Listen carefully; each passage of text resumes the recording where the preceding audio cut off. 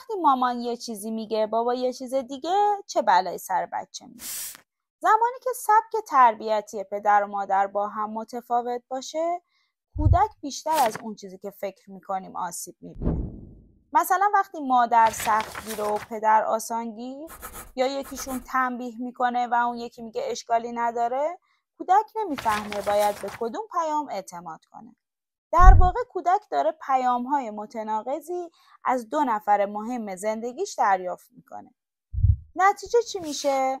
سردرگمی، اضطراب، لجبازی و گاهی هم سوء استفاده از تفاوت بین والدین. بچه یاد میگیره که با بابا راحت‌تر به خواستم میرسن، یا اگه به مامان نگم تنبیه نمیشم. یعنی به جای اینکه نظم و مسئولیت پذیری رو یاد بگیره، داره بازی قدرت بین والدین رو تجربه میکنه. برای همین مهمه که پدر و مادر قبل از هر واکنشی با هم گفتگو کنن، شیوه تربیتی مشترک داشته باشن و اختلافاشون رو پشت درهای بسته حل کنن.